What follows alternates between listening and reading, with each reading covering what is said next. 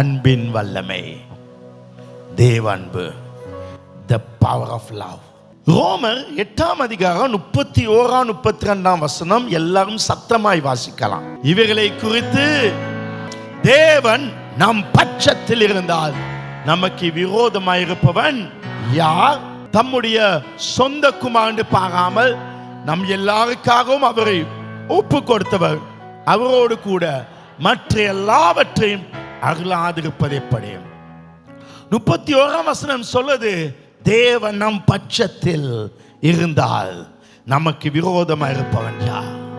இந்த காலையிலே சொல்றேன், இந்த உலகத்தை படைத்த யாராலும் படைக்க முடியாத மிகப்பெரிய சூரியனை படைத்த, எந்த விஞ்ஞானியாலும் கண்டுபிடிக்க முடியாத பெரிய சந்திரனை படைத்த, நட்சத்திரத்தை படைத்த, இந்த அண்ட சராசரத்தை படைத்த அந்த சர்வ வல்லமையின் தேவன் அவர் நம் பட்சத்தில் இருக்கிறார். சத்தமாய் சொல்லுங்கள், தேவனின் பட்சத்தில் இருக்கிறார். சொல்லுங்க, தேவனின் பட்சத்தில் இருக்கிறார். அறிக்கையிடுங்க, தேவனின் பட்சத்தில் இருக்கிறார். தேவனின் பக்கமாய் இருக்கிறார். தேவன் எனக்கு ஃபேவராய் இருக்கிறார். தேவன் எனக்காக நிற்கிறார். தேவன் எனக்காக இருக்கிறார். ஹல்லேலூயா. தேவன் நம் பட்சத்தில் இருக்கிறார். அவர் நம் பக்கமாய் இருக்கிறார். என் தேவனின் பட்சத்தில் இருக்கிறார். ஹல்லேலூயா. உட்காருங்க. தேவன் நம் பட்சத்தில் இருக்கிறார். என் பக்கம் இருக்கார். எனக்கு ஃபேவரா இருக்கார். பழைய ஏற்பாட்டில் தேவன் மனிதர்களை எதிர்த்து கொண்டிருந்தார். ஏனால் பழைய ஏற்பாட்டில் நியாய பிரமாணம், பழைய ஏற்பாட்டில் 10 கற்பனை, அது மட்டும் ஆயிரக்கணக்கான கற்பனை இருந்துச்சு. இப்படி அப்படி ஏதாவது ஒரு பிள்ளை நடந்தா ஆண்டவரை எதிர்த்துருவாங்க. ஏன்னா அப்படி பைபிள் வந்துட்டு மக்கள் அவங்க சொன்னாங்க, எங்களுக்கு நீ நல்லவரா இருக்கப்படியால் எங்களை ஆசீர்வதிக்காது, எங்க நன்மையை பார்த்து ஆசீர்வதியும். எனவே நியாய பிரமாணம் வந்துச்சு, இதை செய்யாத அதை செய்ய, அதை செஞ்சோன்னு ஆண்டவர் எதிர்ப்பா. அப்ப பழைய ஏற்பாடுல அவர் எதிர்க்கிற தேவனா இருந்தார். ஆனா என்றைக்கு இயேசு கிறிஸ்து சிலுவையிலே வந்து மரித்தாரோ அன்றைக்கு தேவன் நம் பக்கத்திலே நம் பட்சமாயிருக்கிறார். ஹல்லேலூயா. தனிப்பட்ட ரீதியிலே சொன்னால் தேவனின் பட்சத்தில் இருக்கிறார். இந்த காலையில் நீங்க சொல்லிங்க, முதலாவது அவர் என் பக்கம் இருக்கா. உங்க அறைய அழகா வச்சு கிளீனா வச்சு ஒரு ஜெபிக்கிற நேரத்தில் தேவனின் பட்சத்தில் காண சொல்லுங்க. அது நம்புங்க, அது விசுவாசிங்க. அது அறிக்கிற நேரத்தில் யாரோ உங்க பக்கத்தில் இருப்பது போல உங்களுக்கு தெரியும். உங்களுக்கு ஒரு பலன் வாரமாய் தெரியும்.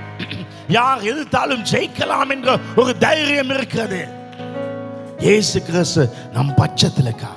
சில வேளை பிரச்சனைகள், போராட்டங்கள், வாழ்க்கையில குழப்பங்கள் வரும் பொழுது தேவன் என் பக்கம் இருக்கிறான்னு யோசிக்கிறோம். ஏன் இருக்கிறாரான்னு யோசிக்கிறேன்னா அந்த பிரச்சனைனால, அந்த பிரச்சனை வர காரணமே தேவன் நம் பட்சத்தில் இருக்கிறார் என்ற விசுவாசம் இல்லை. கடவுள் நம் பட்சத்தில் இருந்தா யார் எதிர்க்க முடியும்? 4 பேர் ஏதோ பண்ணுறாங்கன்னு சொல்லி நம்ம பயப்பட மாட்டோம். ஏன்னா தேவன் நம் பட்சத்தில் இருக்கா. நான் உங்களுக்கு உறுதியா சொல்றேன், சிலுவைக்கு பின்பு இயேசு நமக்கு, தேவன் நமக்கு எதிராக அல்ல, அவர் பக்கமா இருக்கா. அவருடைய பக்கமா இருக்கா. எந்த மனுஷன், எந்த பிசாசு, எந்த அசிஸ்டன்ட் பாஸ்டர், எந்த சத்துரு எங்களுக்கு விரோதமா எழும்பினாலும் தேவன் அதுக்கு எதிராக எழும்புவார். பார்வன் நமக்கு எதிராக எழுந்தால் அவனுடைய மகனை அழிப்பார். அப்படிப்பட்டவர். ஒருவேளை உலகத்தின் பார்வையில் நீ முட்டாளா இருக்கலாம், உன்னை பார்த்து ஒரு மடையன்னு சொல்லலாம். ஆனா உனக்கு மட்டும் கடவுள் என்னோடு இருக்கிறார், அது மட்டும் உனக்கு விலகி நம்பினால் ஞானவான்கள் கூட உன்னிடத்திலே தோல்வி அடைந்துதான் போவார்கள். இந்த காலையில நம்புறீங்களா? கடவுள் உங்களோடு தான் காண, கடவுள் உங்க பக்கம் இருக்காங்க. ஆனால் நம்ம அதை நம்புறதில்ல. எப்பொழுதும் நம் பக்கம் இருக்கா. நமக்கு அவர் எதிரானவர் அல்ல, எதிரானவல்ல. இந்த முதலாவது தேவன் நம் பட்சத்தில் இருக்கா. இதை நான் விளக்கப்படுத்து 2வது காட்சி சொல்லும் பொழுது முதலாவது 2வது விளக்கம். 2வது, சொந்த குமாரனை தந்த உன்னத அன்பு நமக்குண்டு. ஒரு மிகப்பெரிய அன்பு. கடவுள் என்னோடு இருக்கா, நான் எதுக்கும் பயப்பட மாட்டேன். முழு பலன், ஒத்த மனுஷனை சாதிக்கலாம், அந்த முழு தைரியம் நமக்கு இருக்கு. அது முக்கியம். 2வது, அவர் சொந்த குமாரனை தந்த உன்னத அன்பு. தேவன் என் பக்கத்தில் சொந்த குமாரனை கொடுத்த உன்னத அன்பு. வாசிக்கலாம் ரோமர் 8:32. தம்முடைய சொந்த குமாரன் பாராமல் நம் எல்லாருக்காக அவரை தந்தருளியவர். சொந்த குமாரனை கொடுத்தார். ஒரே ஒரு மகன். அந்த மகனை நான் வாழவேன் என்பதற்காக நான் சாக வேண்டிய இடத்திலே நீ சாக வேண்டிய இடத்திலே கொடுத்தா. ஒரே ஒரு மகனே. நான் உங்களை பார்த்து கேட்கிறேன், ஒரு நாட்டில் கொலை செஞ்சொத்தேன், ஒரு வேசித்தனை செஞ்சு தப்பு பண்ணொத்தேன், அவனை தூக்குல போட போறாங்க அல்லது அவனை சாகடிக்க போறாங்க. அவன் இந்த சாவுக்கு பதிலா அவனை காப்பாத்த அந்த இடத்துக்கு உங்க புள்ளைய கொடுப்பீங்களா? சத்தமா சொல்லுங்க. அந்த உங்க புள்ளைய கொடுப்பீங்களா? ஒரு கொலைக்கானுக்கு பதிலாக கொடுக்க மாட்டீங்க. ஒரு பாவிக்கு பதிலாக உங்க பிள்ளைய கொடுக்க மாட்டீங்க. ஆனா அவருக்கு கொடுத்தா, அவர் கொடுத்தா. இப்ப இப்படி பாங்க, ஒரு கொலைக்காரன், ஒரு விபச்சாரக்காரன், ஒரு பாவி, அவனை காப்பாற்றுறதுக்கு அவன் வாழ வேணும் என்று சொல்லி உங்க மகன் அந்த இடத்துல நீங்க போட்டீங்கன்னா, கொடுத்தீங்கன்னா, அதோட அர்த்தம் என்னவென்றால் உங்க பிள்ளையை விட நீங்க அவனை நேசிக்கீங்க. ஆமாவா இல்லையா? அந்த உங்க பிள்ளையை விட நீங்க அவனை நேசிக்கீங்க. இப்ப பாங்க, நான் சாக வேண்டும் நீங்க சாக வேண்டும் என்ற இடத்துல, அந்த பாவியான இடத்துல உங்களை என்னை காப்பாற்ற பிதா தன்னுடைய மகனாக இயேசுவை கொடுத்தாரு. அப்படின்னா அது அர்த்தம் என்னன்னா, அவர் இயேசுவை விட என்ன நேசிக்க. நான் சாதாரண இல்ல, அதுதான் நிஜம். இயேசு சிலுவையில கேட்டார், என் பிதாவே, என் பிதாவே, என் தேவனே, என் தேவனே, ஏன் என்னை கைவிட்டா? ஏனா அவர் காட்டிய அன்பு. நாம் பாவிகளாயிருக்கையில் தேவன் நமக்கு அவருடைய அன்பை வெளிப்படுத்தினார். நான் பாவியாக்கும் பொழுது, அப்படின்னா பிதா கிட்ட இயேசுவும் நானும் இருந்தா, பிதா கிட்ட இயேசு நீங்க இருந்தா, நீங்க ஒரு கேள்வி கேங்க, பிதாவை நீ யாரை நேசிக்கிறேன்? அவர் சொல்லுவார், உன்னை நேசிக்கணும். இந்த காலையில அது நம்புங்க, அது நம்புங்க. தேவன் உங்க பக்கத்தில் இருக்கிறத நம்புங்க. தேவன் அன்பு உங்க மேல நிரம்பி இருக்கிறத நம்புங்க, அதை நம்புங்க. அவருடைய அன்பு. ஆதியாமம் 22ஆம் அதிகாரத்தில் 2ஆம் வசனத்தில் பாங்க. ஆதியாமம் 22. ஆபிரகாம் 100 வயசாக்கு ஒரு மகன் பிறந்தான். அவனுடைய பேர் ஈசாக். கிட்டத்தட்ட 10, 12, 14 வயசு வாகனத்தில் ஆண்டவர் சொன்னார், ஒரு தாத்தா. இன்றைக்கு பிள்ளைகள் அப்பாவை நேசிக்கிறத விட தாத்தாவை ரொம்ப நேசிப்பாங்க. ஏன்னா அவ்வளோ அன்பு. அந்த அளவு அன்போடு இருந்தான் ஈசாக். ஈசாக் மேல அவ்வளோ பாசம். ஆண்டவர் திடீர்னு சொல்லாக உன் மகனை பள்ளிடு. அது எப்படி சொல்ல? ஆதியாகமம் 22:2. ஆதியாகமம் 22:2. Get set go. அப்பொழுது அவர், உன் புத்திரனும் உன் ஏகசுதனும் உன் நேசகுமாரனுமாக ஈசாக்கை நீ இப்பொழுது அழைத்து கொண்டு மோரியா தேசத்துக்கு போய் அங்கே நான் உனக்கு குறிக்கும் மலைகள் ஒன்றின் மேல் அவனை தகன பள்ளிடு, துண்டு துண்டா வெட்டு. ஆபிரகாமுக்கு மகனா தேவனா, மகனா தேவனா, அவ்வளோ அன்பான மகன். மகன் போனா போட்டோம், எனக்கு தேவன் முக்கியம். மகனை கூட்டி கொண்டு போய் மலை மேல கல்லெல்லாம் அடுக்கி விறகெல்லாம் அடுக்கி அவனை கெட்டி பட்டயத்தை எடுத்து வெட்ட வாங்கினான். அது வெட்டினதுக்கு சமன்.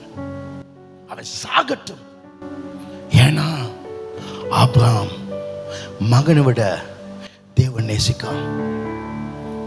உடனே ஆண்டவர் என்ன சொல்ல 11ஆம் வசனத்துல, அப்பொழுது கர்த்தருடைய தூதனானவர் வானத்திலிருந்து ஆபிரகாமே ஆபிரகாமே என்று கூப்பிட்டார். அவன் இதோ அடியேன் என்றான்.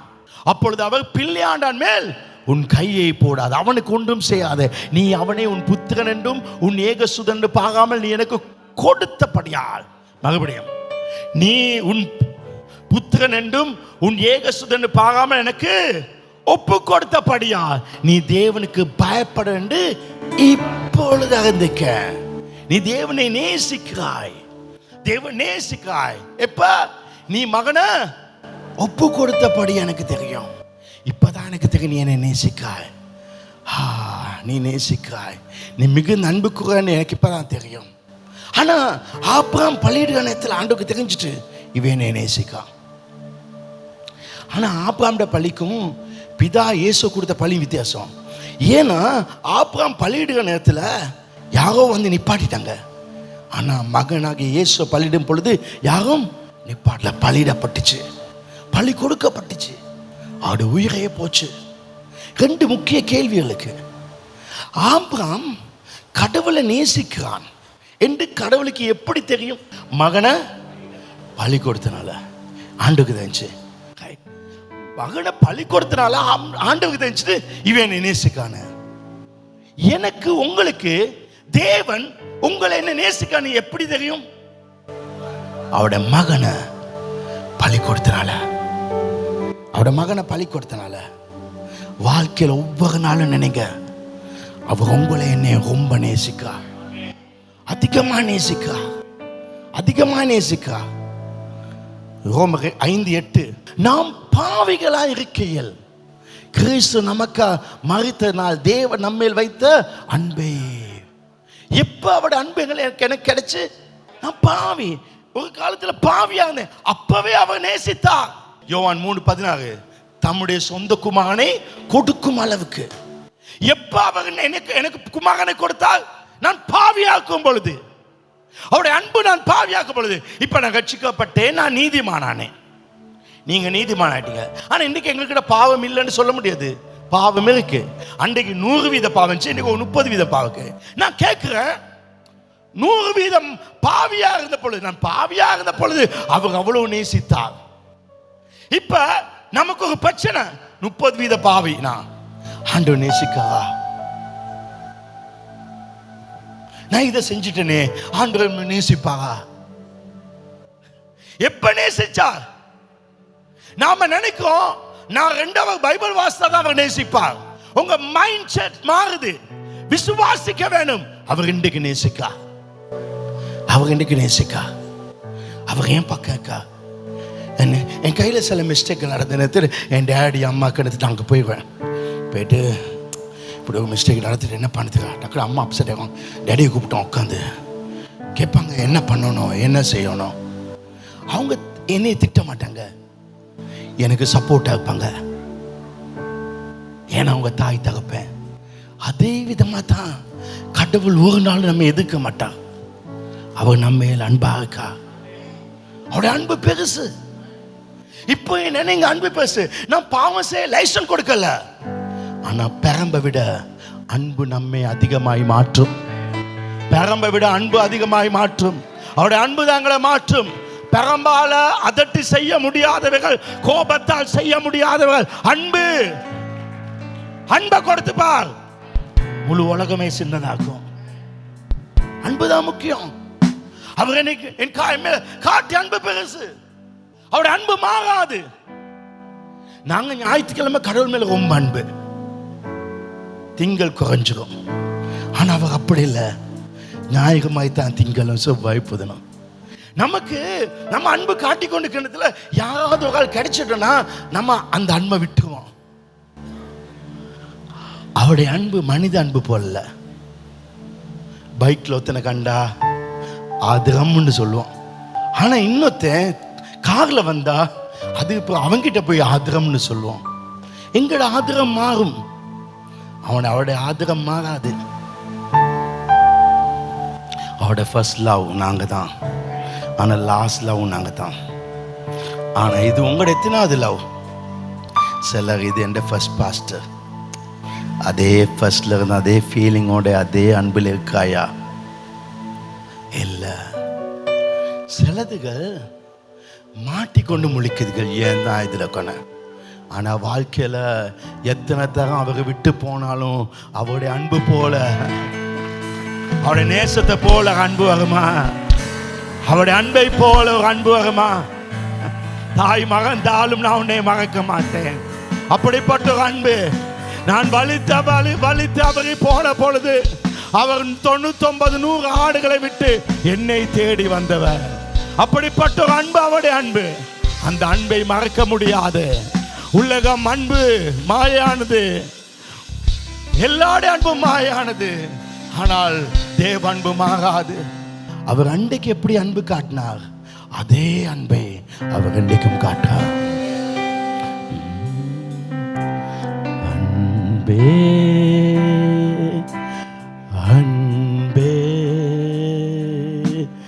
அன்பே ஆருயிருவே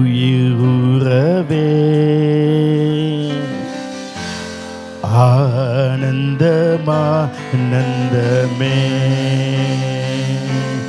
அன்பே அன்பே அன்பே ஆருயிருவே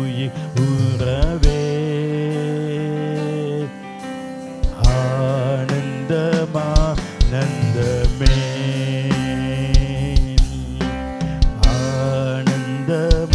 ஆனந்தமானந்தமே ஓர் நாளும் தாயை கண்டேனையா அந்நாள் என்னையே மறந்தேனையா ஓர் நாளும் தாயை கண்டேனையா அந்நாள் என்னையே மறந்தேனையா உந்தாய பெரிதையா உந்தாய பெரிதையா உந்தாய பெரிதையா உந்தாய பெரிதையா ஓர் நாளும் தாய கண்டேனையா அந்நாள் என்னையே மறந்தேனையா ஓர் நாளும் தாய கண்டேனையா அந்நாள் என்னையே மறந்தேனையா உந்தாய் பெரிதையா உந்தாய் பெரிதையா உந்தாய் பெரிதையா உந்தாய் பெரிதையா. இந்த உலகத்திலே சொல்ல முடியாத அன்பு அவருடைய அன்பு. அவர் என் பட்சத்தில் இருக்கா. அவருடைய அன்பு எனக்கு இருக்கு. எப்படி அன்றைக்கு இருந்துச்சோ அதே அன்பு என் மேல் இருக்குது. அதிகாலையிலேருந்து ஆண்டவரே உங்களுடைய அன்பிலே நிறைந்திருக்குன்னு சொல்லிப்பாங்க. ஒரு சொல்ல முடியாத ஒரு மகிழ்ச்சி, சொல்ல முடியாத ஒரு சமாதானம் உங்களை நிரப்பி இருக்கும். உங்கள் அன்பு மாறலாம், ஆனால் அவருடைய அன்பு மாறாது. அது மாறாத அன்பு. இந்த வசனத்தை பாங்க, தம்முடைய சொந்த குமாரனை பார்க்காமல் நம் எல்லாருக்காகவும், சொல்லுங்க, நம் எல்லாருக்கும் அவரை ஒப்பு கொடுத்தவர் அவரோட கூட அருளாதிருப்பர். இப்படி மற்ற எல்லாம் இயேசுவை எப்ப நமக்கு கொடுத்தாரோ, நமக்காக கொடுத்தார். அன்றைக்கு அவர் எல்லாவற்றையும் அவரோடு சேர்த்து கொடுத்துட்டார். எப்படி கொடுத்தார்? ஆங்கில வசனம் சொல்லுது, he not with him also freely give us all things. இலவசமா. அப்ப தமிழ் எப்படி வாசிக்கலாம்? அவரோடு கூட மற்ற எல்லாவற்றையும் நமக்கு இலவசமாய். இலவசமாய். எனக்கு ஏதாவது தேவைனா நான் இதை செஞ்சாதான் கிடைக்கல, நான் சர்ச்சுக்கு போனாதான் கிடைக்கல. அவரோட அன்பை உணர்ந்தால் கிடைக்கும். அன்பை உணர்ந்தவன் அவன் சாதாரணமாக மாட்டான். அவன் வேதத்தை வாசிப்பான். அவன் முதலாவது தேவனை தேடுவான். அன்புக்கு அப்படிதான். ஆனா இன்றைக்கு அவர் நேசிக்க நம் கண்ணில் தூசுப்பட்டால் கூட அவருடைய கண்கள் கலங்கும். அவ்வளோ அன்பு. அப்ப அவரோடு கூட இலவசமாய் கொடுக்க கவனிங்க. இந்த அன்பை புரிந்தவன் யோசிக்க மாட்டான். ஆபிரகாமுக்கு சொல்ல அவன் மகனை பலியிடு. அவன் மகனை கொண்டு பலியிட்டான். பலியிட்டன ஒரு 5 நாள் போயிட்டு ஆண்டவர் யோசிக்கா, இந்த ஆபிரகாம் கிட்ட ஒரு 5 ஆடு கேட்க வேண்டும். மகனை பலியிட்ட ஆண்டவருக்கு இவர் 5 நாளைக்கு யோசிக்க, ஆண்டவர் ஆபிரகாம் கிட்ட ஒரு 5 ஆடு கேட்கணும், தருவானா? அப்படி ஆண்டவர் யோசித்தால் அது சரியா முட்டாள்தனமா? முட்டாள்தனம். மகனே கொடுத்த பிறகு 5 நாளைக்கு பிறகு 5 ஆடு கேட்டவன் தருவானா? அப்படி யோசிச்சா சரியா முட்டாள்தனமா? முட்டாள்தனம். மகனே கொடுத்துட்டேன். இப்ப இன்னொரு 5 நாள் பிறகு ஆபிரகாம் கிட்ட 1 ஏக்கர் காணி கேட்டால் தருவானா தரமாட்டானா? அப்படி நினைச்சா சரியா முட்டாள்தனமா? ஏன்? மகனே கொடுத்தார். அவர் மகனே கொடுத்த பிறகு எனக்கு 5 லட்சம் கிடைக்குமா கிடைக்காதா யோசித்தால் அது முட்டாள்தனம். எனக்கு இந்த பிரச்சனை தீருமா தீராதா? முட்டாள்தனம். அவருடைய அன்பை புரிந்தவன் அப்படி யோசிக்க மாட்டான். அன்பை புரிந்தவன் யோசிக்க மாட்டான். கடவுள் ஒரு நாளும் இயேசு ஒரு முறையும் பின்பு மற்றவர்களை கொடுக்க மாட்டார். அவர் எல்லாவற்றையும் சேர்த்து கொடுக்கிறார். இயேசுக்குள்ளே செழிப்புண்டு, இயேசுக்குள்ளே ஞானம் உண்டு, இயேசுக்குள்ளே ஐஸ்வர்யம் உண்டு. கவனிங்க. இப்ப நம்பர் 1, தேவன் என் பக்கத்தில் இருக்கார். அவருடைய அன்பு என் மேல நிரம்பியக்கு. அப்ப நீங்க சொல்றது சரி பாஸ்டர், ஆனா ஏன் லைஃப்ல இவ்வளவு பிரச்சனை?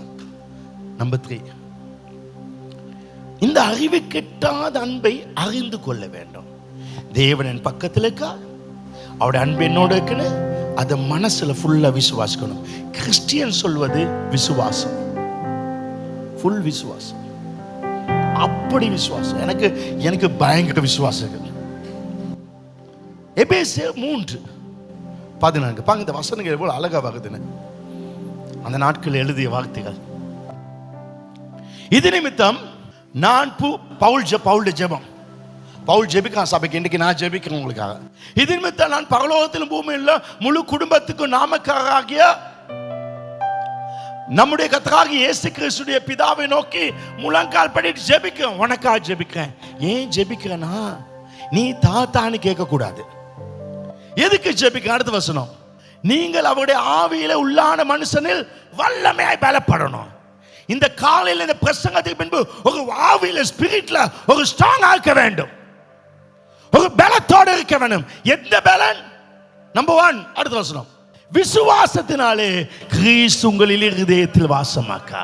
விசுவாசிக்கணும். அவர் எனக்கிட்டக்காக. நிறைய பேர் பாட்டு பிடிப்பாங்க, கூட வேறும் என்னோட கூட வாங்கப்பா, என் கூட எங்கப்பா, நான் போற இடம்லாம் வாங்கப்பா. அந்த ஜெபம் தப்பு, மொக்க. அது ஜெபமே இல்ல. அவர் சொல்லாரு, நான் உன்னை விட்டு விலகுதும் இல்லை. அது விசுவாசி. நான் எங்க போனாலும் அவர் இருக்கார். தாவீது சொல்ல, நான் நட்சத்திரத்துக்குள்ளே போனாலும் நீர் இருக்கீர். நான் எந்த சந்தர்ப்பத்திலும் நான் தனிமை அல்ல, நான் தோத்து போவதில்லை. ஏன் அவர் கூடவே இருக்கிறார். இதோ உலகத்தின் முடிவு பகிர்ந்த சகல நாட்களிலும் நான் உங்களோடு இருக்கிறேன். ஃபெய்த். என் அறையில் அவர் இருக்கா, என் வாகனத்தில் அவர் இருக்கா, அவர் கூட இருக்கா. அந்த விசுவாசம். 1000 பேரோட இருந்து வாழ்வது வாழ்க்கையின் சந்தோஷம் நினைக்காத. வாழ்க்கையில மனிதனை இல்லாமல் வாழ்வது தனிமை அல்ல. அவர் இருக்கும் பொழுது வாழ்க்கையை சந்தோஷமாக்கும். அவர் இருக்கும் பொழுது சந்தோஷமாக்கும். அவர் கூட இருக்கிறார். அது விசுவாசிங்க, அதை நம்புங்க. அப்ப பைபிள் சொல்லுது, விசுவாசம் கிறிஸ்து உங்களுக்கு வாசமா இருக்கார். நம்பர் 1, அவர் கூட இருக்கார், என் பட்சத்தில் இருக்கார். 2வது, நீங்கள் அன்பில வேறுண்டி. தேவ அன்பு சாதாரண கூடாது, வேறு போடணும். தேவன் அன்பு என்னோட இருக்கு. நான் அவருடைய அன்புல ஃபுல்லா நிரம்பியிருக்கேன். அவருடைய அன்புல ஃபுல்லா நிறைஞ்சிருக்கேன்.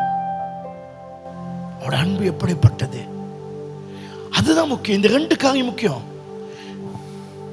கிறிஸ்து இருக்கிறார், தேவன் பட்சத்தில் இருக்கார், அவருடைய அன்புல ஃபுல்லா இருக்கிற என்பதை வேறொன்றி நிலை பெற்றலாகி எப்படி இருக்க வேண்டும்? அடுத்த வசனம், சகல பரிசுத்தவான்களோடு கூட கிறிஸ்துவின் அன்பின் அகலமும் நீளமும் ஆழமும் உயரமும் இன்னதென்று உணர்ந்து. அவருடைய அன்பு எப்படிப்பட்டது? யார் கைவிட்டாலும் கைவிடாத அன்பு. எங்களை பகைச்சவங்களை நம்ம கிட்ட கொண்டு கொடுக்குற அன்பு. எங்களை வெறுத்தவங்க மத்தியில் எங்களை தலை உயர்த்துற அன்பு. கைவிடாத அன்பு. வழி விலகி தூரமாய் நாரி போய் பண்டி நாத்தமாய் இருந்தாலும் கூட எங்களை காணும் போது ஓடி வந்து எங்களை அணைத்து மறுபடி நம்மை பெரியவர்கள் பொறாமைப்படுற அளவுக்கு உயர்த்தி வைக்கிற அன்பு அவருடைய அன்பு. அது அப்படிப்பட்ட அன்பு, மாறாத அன்பு. அவருடைய அன்பை அறிந்து கொள்ளுங்கள். அதே வசனம், கிறிஸ்துடைய அன்பின் அளவு, அன்பின் அகலம், நீளம், ஆழம், உயரம் என்று உணர். நீங்க இயேசு உங்கள இருக்கான்னு விசுவாசிங்க, உங்க ஸ்பிரிட், உங்க ஆவி பலன் அடையும். இரண்டாவது, அவருடைய அன்பை அறியாக நீங்க ஸ்பிரிட்ல ஸ்ட்ராங் ஆவீங்க. இததான் செய்யணுமே தவிர ஆண்டவர் அதை தாங்க இதை தாங்க கேட்க கூடாது. அப்ப பாஸ்டர் இந்த தேவைகள் எப்படி சந்திக்கப்படும்? அதான் சொல்லி கொடுக்க. முதலாவது, அவர் உன்னோடு இருக்கா, அவர் என் பக்கம் இருக்கா.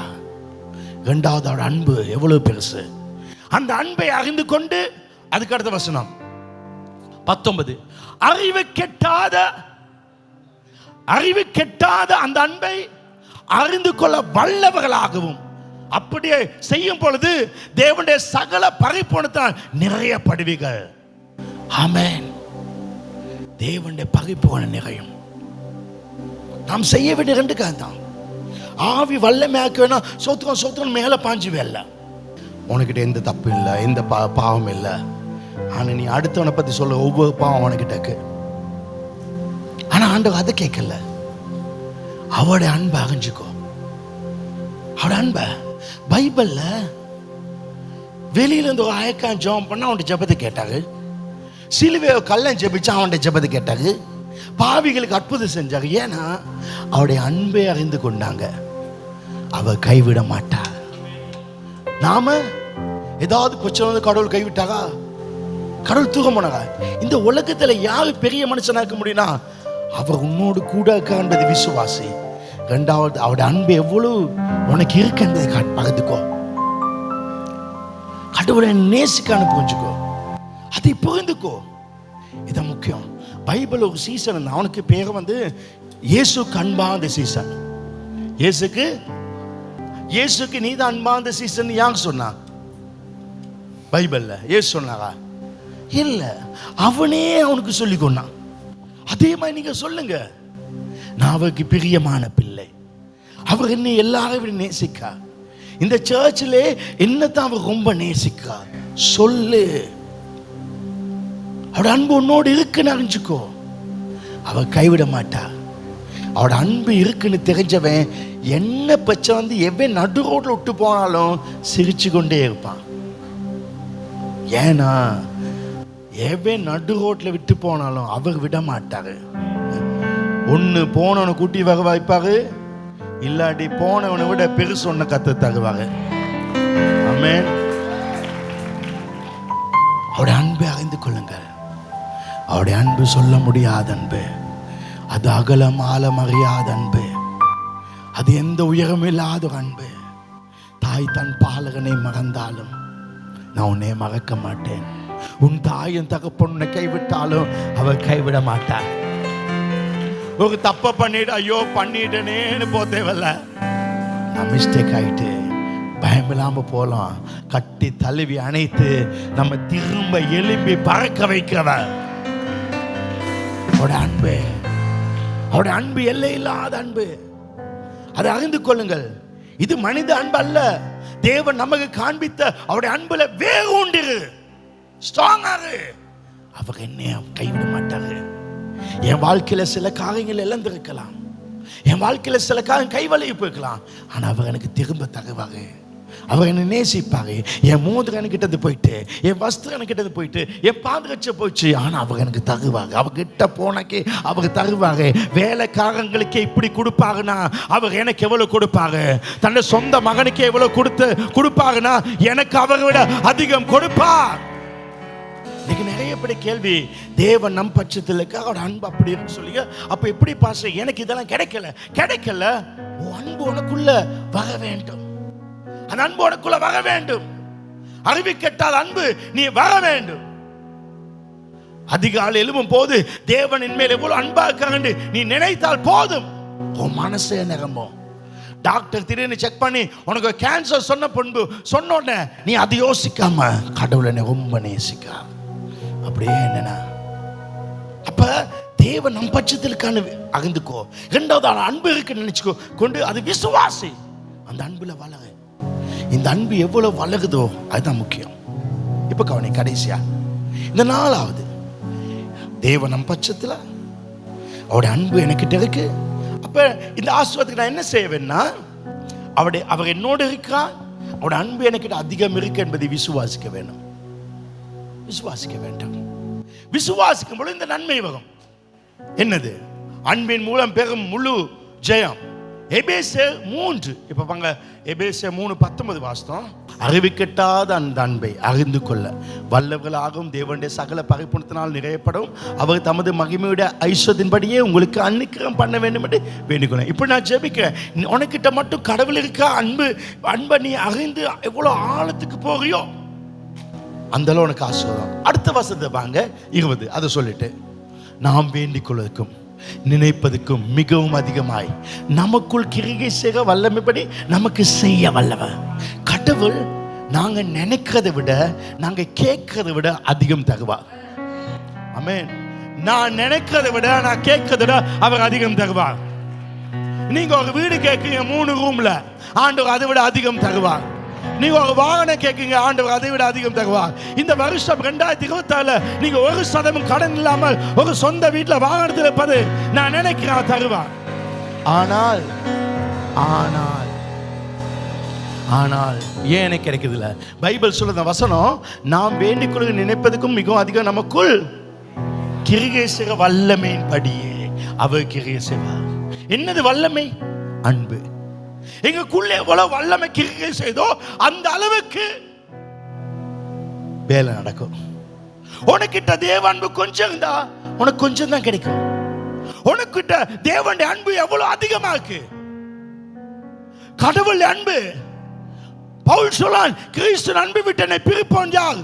17 காரியம் சொல்லான், ஒன்றாலும் ஜெயிக்க முடியாது. ஏன்னா அவன் கடவுள் அன்பை பார்த்தவன், அன்பை கண்டவன். நமக்குள்ள எவ்வளவு கிரியேசது தேவன் உன்னோடு இருக்கா. உள்ளான ஆவியில உள்ளான மனுஷன் வல்லமையாய் பலன் அடையணும். அதுதான் நாங்க பார்த்தோம் 17ஆம் வசனத்துல. அவருடைய ஆவியினாலே மனுஷன் வல்லமையாய் பலப்படணும். இதை தான் சொல்லிட்டு 20ஆம் வசனம் சொல்ல அந்த வல்லமை 20 நமக்குள் கிரியேசக வல்லமை. அப்ப உள்ளுக்கு நீ பலன் அடையணும். எவ்வளவு பலன் உனக்கு தான் தெரியும். உங்க பலத்தின்படி நீங்க நினைக்க கிடைக்கும். அப்ப உங்க வல்லமை எவ்வளவு கிரியை செய்து கடவுள் உங்களை எவ்வளவு நேசிக்கிறா அது உங்களுக்கு தெரியுமா? யாராவது உங்களை கைவிட்டாங்களா? விட்டுருங்க, அவர் இருக்கா. அவர் இல்லாமல் நமக்கு யாரும் வந்ததில்லை. அவர் இல்லாமல் நமக்கு ஒன்றும் கிடைத்ததும் இல்லை. எல்லாமே அவர் தான். நம் வாழ்க்கையில வந்து யாருமே நிரந்தரமா இருந்ததில்லை. நிரந்தரம் நிரந்தரம் நீரே நிரந்தரம். ஆமென். நிரந்தரம் நிரந்தரம்.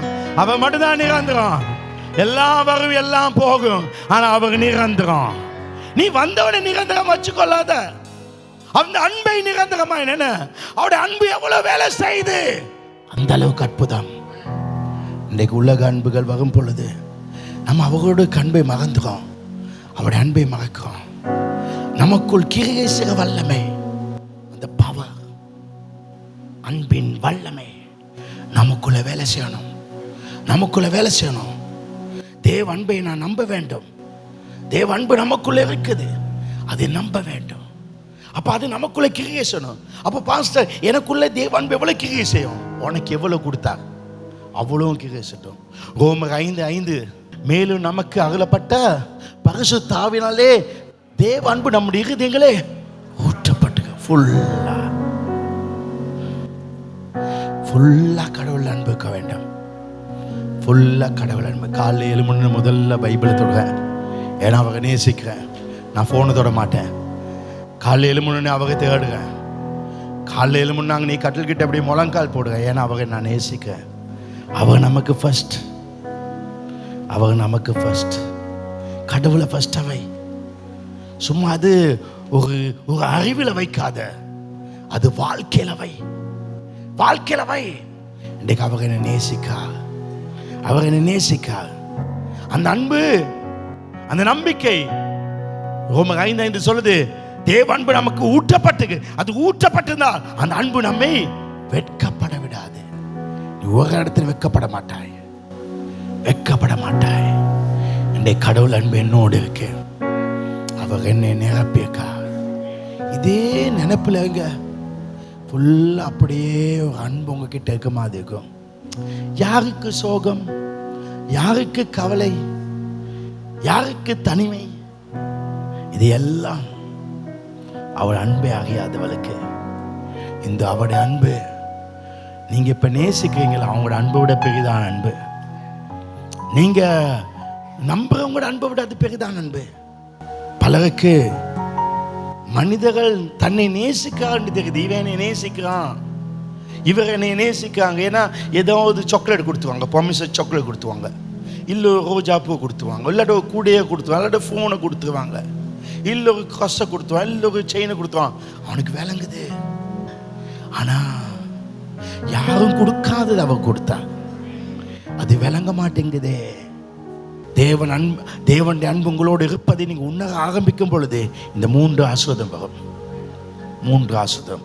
முதலாவது, மிகப்பெரிய வெற்றிகளை காண்பீர்கள் இயேசுவின் நாமத்தினாலே.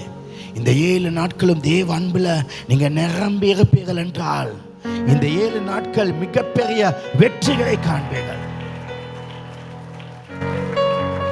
சாதாரண வெற்றில பெரிய வெற்றி. நான் நம்புறேன், எனக்கு இந்த கடவுள் அன்பு எனக்கு நிரம்பி இருக்கு. அதை ஃபீல் பண்ணனாலே ஜனங்கள் அதிகரிக்க போறாங்க. அதை ஃபீல் பண்ணனால பொருளாதாரம் வளர போகுது, நிறைய ஆசீர்வாதம் எனக்கு வரப்போகுது, மிகப்பெரிய வெற்றிகள் நமக்கு கிடைக்கும். 2வது, வாழ்க்கையில் என்ன பிரச்சனை இருந்தாலும் நீங்க ஜெயிப்பீங்க. தேவன் அன்பு உங்ககிட்ட நிறைஞ்சிருந்தால் வாழ்க்கையில் என்ன பிரச்சனை வெற்றிப்பீங்க. ரோமர் 8:37, ரோமர் 8:37 வாசிகள். இவைகள் எல்லாவற்றிலையும் நாம் நம்மில் அன்பு கூறுவதாலே முற்றிலும் ஜெயம் கொள்ளும். யாரால? அன்புக்கு. இப்போ உங்க பிரச்சனை, உனக்கு இந்த பிரச்சனை நீ தீர்க்க போகாத. ஒரு பிரச்சனை இருந்தால் அது தீர்க்க போகாத. கடவுள் அன்பு உனக்கிட்ட இருக்குன்னு தெரிஞ்சுக்கோ, தானா ஜெயம் கிடைக்கும், தானா ஜெயம் கிடைக்கும். என் வாழ்க்கையில் ஒவ்வொரு பிரச்சனையும் தானா ஜெயிச்சேன். எப்படி? அவருடைய அன்பு. அவருடைய அன்பு உங்ககிட்ட இருக்குன்னு நினைங்க, தானா ஜெயிப்பீங்க. முதலாவது, மிகப்பெரிய வெற்றிகள், பெரிய பெரிய காரியங்களை அடைவீர்கள். ஆனால் நிறைய பேர் நமக்கு நம்ம மனிதர்கள் தானே, நமக்கு கடவுள் அன்பாக்கலாம், நமக்கு உலக மனிதர்கள் அன்பாக்கலாம். அது கொஞ்ச நாள் போக நேரத்தில் அந்த அன்பு அப்படியே குறைஞ்சு போயிடும். ஆனால் எப்பயோ பிரச்சனை வந்தோடனே டக்குன்னு இன்னொரு அன்பு கூடும். ஆனால் அப்படி இருக்காதபடி அவருடைய அன்பை அறிந்து கொண்டிருந்தால் வாழ்க்கை வெற்றி வெற்றி வெற்றியாக தான் போகும். ஒரு மகிமையான வாழ்க்கை வாழ்வோம். 3வது, கடைசியாய், சாத்தானுடைய திட்டங்கள் தோல்வி அடையும். பிசாசு ஏதாவது திட்டம் வச்சிருந்தா, கடவுள் அன்பில் நான் நிறைஞ்சிருக்கேன்னு நம்ம நினைச்சோம்னா பிசாசு என்கிட்ட வர மாட்டான், அவன் தோத்துருவான். பாங்க, இயேசு ஞானஸ்தானம் எடுக்கா யோர்தான் நதியில. மத்தேயு 3:17 ஞானஸ்தானம் எடுத்தோன்னா வானத்திலிருந்து ஒரு சத்தம், பிதா பேசா. மத்தேயு 3:17 அன்றையும் வானத்திலிருந்து ஒரு சத்தம் உண்டாகி, இவரில் நான் பிரியமாக, இவர் நேசகுமாரன். இயேசு பிதாவுக்கு யாரு? நேசகுமாரன். சத்தமா சொல்லுங்க. அந்த நேசகுமாரனை நமக்காக விட்டாரு, ஏன்னா நாம முக்கியம். அவர் நேசகுமாரன். ஆனா மத்தேயு 4ஆம் அதிகாரம் அடுத்த அதிகாரத்துல சாத்தான் இயேசு சோதிக்க வாங்கினத்துல அவன் வந்து சொல்றான், நீர் தேவனுடைய குமாரனே ஆனால் இந்த கல்லுகளை அப்பமாக்கும். அவன் ஃபுல்லா பேசினான்னு சொன்னானா? உங்களுக்கு விளங்குச்சா? அவன் ஃபுல்லா சொன்னானா? இல்ல. ஆண்டவர் என்ன சொன்னா? இவர் என்னுடைய நேசகுமாரன். சாத்தான் என்ன சொன்னா? நீ தேவனுடைய குமாரனே ஆனால். நீ தேவனுடைய குமார். என்னத்தை எடுத்து போட்டா? நேச. அவன் நேச சொல்ல, நீ நேசகுமாரன். நேசகுமாரன் சொன்னா உடனே அவருக்கு தெரியும் நேசகுமாரன். உடனே சாத்தானுக்கு தெரியும், தேவன் இவரை நேசிக்கிறார் என்று தெரிந்தால் எனக்கு தோல்வி அடைய செய்ய முடியாது. எனவே பிசாசு சந்தேகத்தை உருவாக்குவான். கடவுள் என்னை நேசிக்காரா? நான் சாதாரண விசுவாசி இல்ல, நீ தேவனுடைய அருமையான மகன், அவருக்கு பிரியமான பிள்ளை. எனவே பிசாசு முதல்ல நேச எடுத்து போட்டான். எப்போ அறிஞ்சுக்கொள்ளுங்க, தேவன் தம்முடைய சொந்த குமாரன் பாராமல் நம் எல்லாருக்காக அவரை தந்தருளியவர், அவரோடு கூட. யோவான் 3:16 தேவன் தம்முடைய ஒரே பேரான குமாரனை விசுவாசிக்கவனோ அவன் கெட்டு போகாமல் நித்திய ஜீவன் அடையபடிக்கு அவரை தந்தருளி இவ்வளவாய் உலகத்தில் அன்பு கொண்டார். எவ்வளவு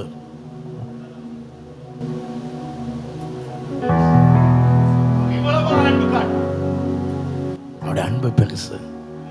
இந்த உலகத்தில் என் தாய் தகப்பன், என் குடும்பத்தில் யாரும் நேசிக்காதளவு அவர் என்னை நேசிக்க, இந்த உலகத்தில் உன்னை யாருமே நேசிக்காதளவு ஒரு வெறுப்பாக என்றால் அது அவர் மாத்திரம்தான். அவருடைய அன்பை வெறுமனே அறிவுபூர்வமாய் அறிந்தால் மட்டும் போதாது, உங்கள் இருதயங்களை ஆழமாய் உணர்ந்து அந்த அன்பை பாருங்கள். நான் அவருடைய அன்பை முதலாவது பார்த்தது நான் ரட்சிக்கப்பட்ட நாளில் அந்த சிலுவையிலே. அதன் பின்பு என் வாழ்க்கையில கடந்து வந்த ஒவ்வொரு பாதையும் பார்க்கும் பொழுது அந்த ஒவ்வொரு பாதையிலும் நான் அவருடைய அன்பை பார்த்தேன். இந்த அன்பை இன்றைக்கு இந்த தியானிகள் உங்கள் வாழ்க்கை வெற்றியாக ஒரு மகிமையாக கர்த்தர் உங்களுக்கு உண்டாக்கி கொடுப்பார். ஆமென். எல்லாரும் எழுந்திருக்கலாம்.